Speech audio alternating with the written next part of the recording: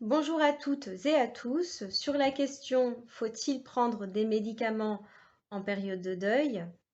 Nous venons de vivre un choc terrible qui est la perte d'un être cher et c'est tout notre organisme qui est perturbé et notre psyché. Il conviendra dans une période provisoire de prendre un traitement médicamenteux pour nous aider à cheminer, à continuer à avancer pas après pas chaque jour dans la vie. Seulement, ce traitement médicamenteux est à considérer comme une béquille, comme une aide provisoire pour nous permettre de faire ce que nous avons à faire, mais en aucun cas constituer quelque chose de définitif.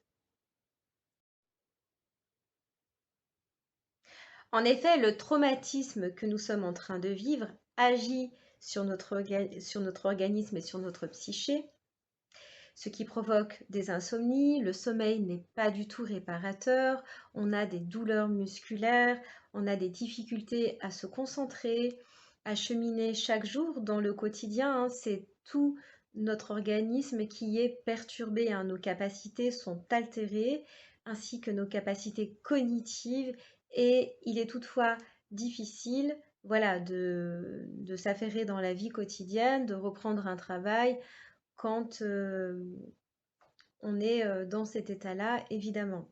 Alors, le médecin traitant ou le psychiatre peut prescrire un traitement médicamenteux qui peut soit être un traitement d'anxiolytique, soit un traitement d'antidépresseur, ou soit un traitement pour traiter les insomnies. Alors, dans la famille des antidépresseurs, donc on peut retrouver le Prozac, le Séroplex ou l'Effexor. Pour vous donner un exemple, parce qu'il y en a des dizaines et des dizaines, dans la famille des anxiolytiques, on retrouvera le Xanax, le Valium et l'Exomil. Pour donner également un exemple, dans la famille des somnifères, on trouvera le Donormil, l'Imovan et le Noctamine. Évidemment, pareil, dans la famille des somnifères, il y en a bien d'autres. Ne pas oublier qu'en France, nous sommes l'un des pays où nous consommons le plus d'antidépresseurs. On a la prescription des médicaments d'antidépresseurs un peu trop facilement, on les prescrit un peu trop facilement. De plus en plus, il y a des médecines alternatives qui tendent à émerger, telles que l'hypnose, des traitements aux huiles essentielles ou des thérapies psychocorporelles, ou comme je vous le disais dans les précédentes vidéos, on peut se faire accompagner au sein d'associations quand financièrement c'est compliqué. Les prix sont quand même abordables puisque vous devez régler une petite participation aux frais d'inscription et à raison d'une fois par mois, vous pouvez parler de la souffrance et de la tristesse que vous traversez. Quand on a un traitement médicamenteux, il est fortement conseillé de se faire accompagner psychologiquement. L'un ne va pas sans l'autre, c'est vraiment tout un processus et tout un cheminement et un complément avec le traitement médicamenteux que de se faire accompagner psychologiquement. Alors bien évidemment, c'est du cas par cas. Si nous prenons l'exemple du père de famille qui vient de perdre son épouse et qui n'a pas d'autre choix que d'aller travailler, de se lever tous les matins pour payer ses factures et subvenir aux besoins de sa famille, de ses 3 enfants par exemple, et il sera peut-être nécessaire de lui prescrire un traitement médicamenteux pour qu'il puisse continuer à cheminer malgré la souffrance et le drame qu'il traverse, quand on sait que toutes les capacités physiques et psychiques sont altérées, un traitement médicamenteux peut aider à cheminer pendant un certain temps. Parfois, ça peut peut-être être évité et parfois non. Après, par contre, il faudra bien évidemment peut-être envisager autre chose sur le long terme parce qu'il y a des accoutumances, une dépendance qui s'opère avec voilà, la prise de médicaments quand ça fait déjà plusieurs mois qu'on prend le traitement. Parfois, il s'avère quand même nécessaire. Il n'y a rien de prouvé scientifiquement concernant l'efficacité du traitement médicamenteux dans le processus de deuil. Il semblerait que ça entrave le processus de deuil. D'ailleurs, moi je me souviens, lorsque je prenais un traitement d'antidépresseurs et que j'effectuais mon travail thérapeutique, j'avais du mal à me reconnecter à mes émotions intérieures. J'étais comme anesthésiée intérieurement et je me suis rendu compte que ça venait entraver tout le travail thérapeutique que j'avais commencé il y a quelques mois, dans cette période où j'étais sous traitement médicamenteux. Et j'ai pu faire la différence entre les périodes où je ne prenais pas de médicaments et les périodes où je me retrouvais sous traitement. Alors, il ne s'agit pas de bannir le traitement médicamenteux et il ne s'agit pas de se culpabiliser à l'idée d'avoir besoin de ce traitement. Ça peut réellement constituer une béquille, une aide durant un temps, mais envisager ça sur du long terme, c'est compliqué, hein. Déjà d'une part parce qu'il y a une accoutumance voilà, qui se crée. Et bon, je me suis rendu compte principalement au moment de mon travail thérapeutique, cette incapacité à me reconnecter à mes émotions intérieures, où habituellement elles émergent lorsque je pouvais travailler sur des problématiques de l'enfance, où j'avais aucune difficulté à faire émerger mes émotions. Voilà, je me suis rendu compte que c'était quand même la limite et le risque à ça, hein. La prescription d'un traitement au tout début peut être conseillée, comme un léger anxiolytique pour permettre, voilà, au tout début du deuil, de pallier à la souffrance et à la douleur. Par contre, envisager ça sur du long terme, on est tenté parfois de vouloir augmenter les doses et de demander quelque chose de plus fort. Il peut y avoir une accoutumance à cette sensation que l'on ressent, donc comme je le disais, comme anesthésiée de ses émotions, parce que la douleur est tellement intense, c'est beaucoup de souffrance intérieure, donc qu'on veut absolument éviter. Donc on peut être tenté, voilà, de poursuivre avec le traitement médicamenteux, un peu comme un effet d'accoutumance, hein. C'est, voilà, une drogue en soi que l'on prend, voilà, pour essayer de continuer à cheminer chaque jour, tellement la douleur est intense.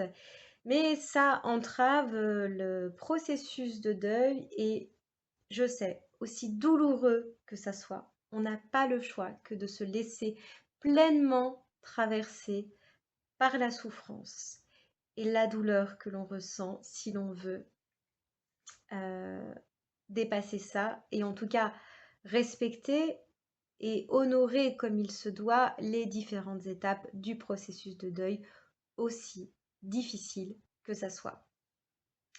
La douleur est intense, c'est un déchirement, une souffrance extrême, mais on n'a pas d'autre choix, encore une fois, que de se laisser traverser par les émotions qui nous bouleversent, hein. Ça fait partie du cheminement. C'est une coupure, une souffrance, un traumatisme qui est voilà, incommensurable, hein. Il n'est pas possible de mesurer tellement la douleur fait mal. Mais je suis désolée, hein, il n'y a pas de recette miracle. On ne peut pas faire autrement que de se laisser traverser, aussi difficile que ça soit. L'entourage ne mesure pas toujours la souffrance intérieure que l'on traverse, parce qu'encore une fois, on nous voit continuer de cheminer, de se lever tous les matins, d'aller au travail, voilà, de garder le sourire, de parler de tout et de rien, et on ne sait pas à l'intérieur du corps et de la psyché de la personne endeuillée qui traverse sa souffrance intérieure, c'est un véritable tsunami des émotions. Voilà, donc on continue de pallier comme si de rien n'était, mais l'entourage n'a pas idée et pense que la personne va bien, mais c'est vraiment le parcours de toute une vie, hein. Ça prend plusieurs années, voilà, pour arriver à un apaisement et quelque chose d'un peu plus de moins souffrant, en tout cas. Donc, encore une fois, le traitement médicamenteux peut constituer une béquille durant un temps, mais en aucun cas l'envisager sur du très long terme. Évidemment que ça fait mal, évidemment que c'est souffrant, mais il faut se laisser traverser. Encore une fois, il est véritablement important de se faire aider et de se faire accompagner. Alors, encore une fois, n'hésitez pas à contacter les associations qui sont près de chez vous et aller voir différents thérapeutes ou en essayer plusieurs, voir celui qui vous convient. Faites-vous accompagner, ne restez pas seul. On a tellement besoin de libérer la parole, de parler, parler encore et encore jusqu'à plus soif, afin de déverser toute sa souffrance intérieure. L'entourage peut se sentir parfois désarmé, ou même les amis, à force qu'on leur parle, ou parfois même fatigués, épuisés, et se sentir parfois voilà, désarmés pour vous aider.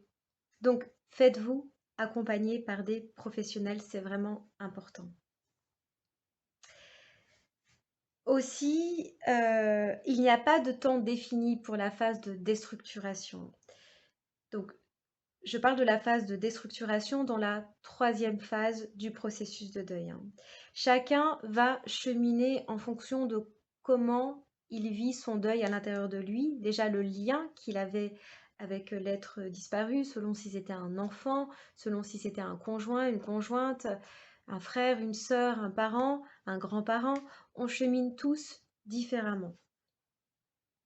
Et aussi, ça dépend de là où on en est, de là où nous en sommes. Si on a fait déjà un certain travail thérapeutique à l'intérieur de nous, si on a vécu des traumatismes, si on a vécu des choses difficiles dans son parcours de vie, ça dépend véritablement d'un tas de paramètres dans cette phase de déstructuration. Et ensuite, je vous parlais dans une autre vidéo de la phase de reconstruction, déstructuration, reconstruction. Voilà, ces danses qui s'opèrent en chacun de nous. Voilà, donc c'est instable, il y a sans arrêt des va-et-vient. Je parlais, c'est un véritable tsunami des émotions intérieures. Donc ce cheminement s'opère, mais dans le processus de deuil, c'est un cheminement qui est lent. Ça prend du temps. D'accord? Donc, ça se fait et ça se fera de toute façon. Cette reconstruction, elle tend à se faire et parfois elle se fait, mais on n'en a pas véritablement conscience. Mais en tout cas, rassurez-vous, elle se fait, elle est en train de se faire et viendra le moment où la douleur sera moins intense et elle envahira moins votre être.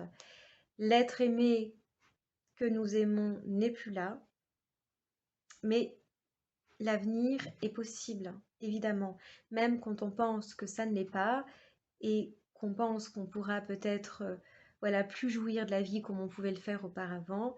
Sachez que c'est possible et que ça se fera. C'est toute l'importance de comprendre les différentes étapes du processus de deuil et que c'est un processus lent et que suivant les étapes du processus, il y a des choses qui s'opèrent dans la psyché et dans l'organisme et ça prend du temps. Voilà. Donc, ne restez pas seul et une fois de plus, faites-vous accompagner. La reconstruction opère doucement, lentement et à son rythme, mais c'est important de comprendre que la cicatrisation s'opère quand même.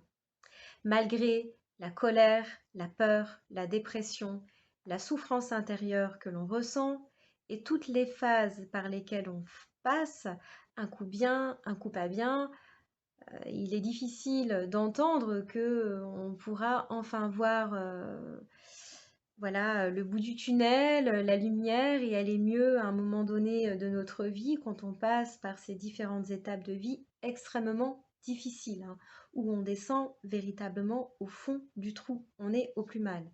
Mais rassurez-vous, ces phases et ces danses qui s'opèrent à l'intérieur de vous est un processus normal. Et on verra et on se sentira mieux au fur et à mesure de cette danse à l'intérieur de l'organisme qui s'opère, on peut l'apercevoir dans les phases où nous sommes mieux, où nous avons des pensées un peu plus peut-être en rapport avec peut-être un projet, un futur ou quelque chose qui nous tiendrait à cœur, une activité, quelque chose qu'on aimerait mettre en place. Un regain d'énergie qui tend à émerger et bim, de nouveau en fait quelque chose, un poids lourd qui nous envahit.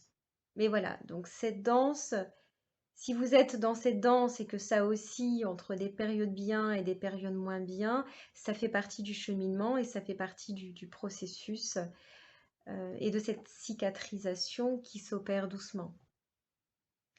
Viendra le moment où ce sera moins douloureux, où ça vous envahira moins et vous pourrez continuer à cheminer vers ce qui vous tient à cœur. En tout cas, cette expérience douloureuse nous transforme à tout jamais. Vous ne serez plus comme avant, nous ne sommes plus comme avant. Cette souffrance nous a transformés à tout jamais intérieurement. Ça ne sera jamais plus comme... Enfin, ça ne sera jamais plus pareil, pardon. Ça ne sera jamais plus comme nous étions lorsque l'être aimé faisait partie de ce monde, de cette vie. Bien que je pense que l'être aimé est toujours là, son aisance est toujours là, son esprit est toujours là. Il n'est plus là physiquement.